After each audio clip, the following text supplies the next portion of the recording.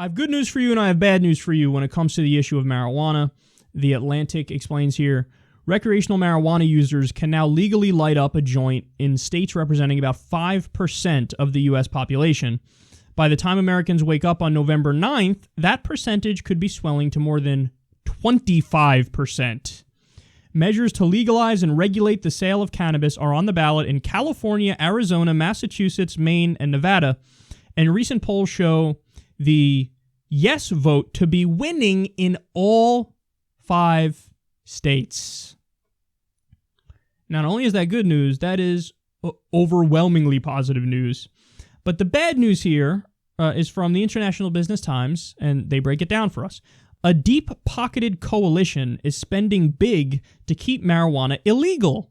Drug companies, the Chamber of Commerce, and the alcohol industry have together poured millions of dollars into the fight. Another industry entered the fray too, prison food providers. So let's be crystal clear about this. If some or all of these measures somehow get defeated, even though they're winning in the polls right now, it is not going to be because there was a genuine populist feeling against marijuana. It's going to be because these industries lobbied the hell out of everybody and pumped out deceiving ads to trick people into voting against it. Now, I say that because we already know, because it happened once already in the last election. I think it was in Florida, and it was for medical marijuana is where this happened.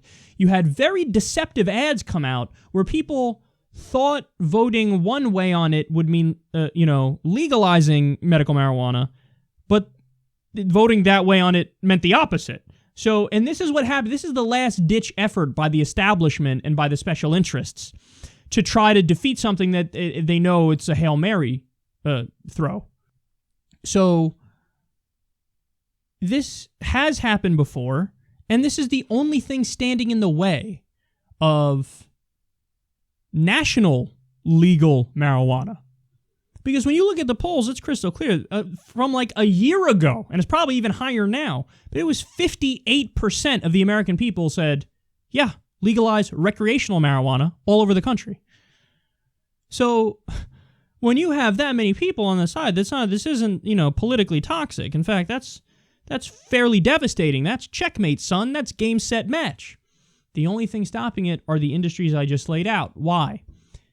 It's going to cut into their bottom line. They view it as their competition. The pharmaceutical companies are like, fuck, we won't sell as many opiate pills. Okay, let's fight against this.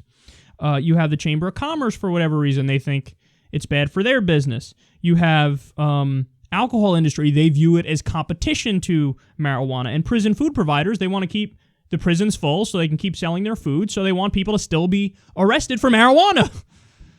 So you have an unholy alliance of people who aren't fighting this because of principle, because they're actually against marijuana. It's all about the money. It's all about the bottom line. And this is why money in politics and lobbying is the root of all evil in U.S. politics. Because we need to have an actual debate of ideas and philosophies, and when the money's involved, that's not the case. They get to muddy the waters, and they get to basically prop up support for their side, even if it's not actually popular. And this happens on issues, and this happens with politicians. This is why we get politicians that we always hate, because the bad ones are propped up by the money because they sell out the most.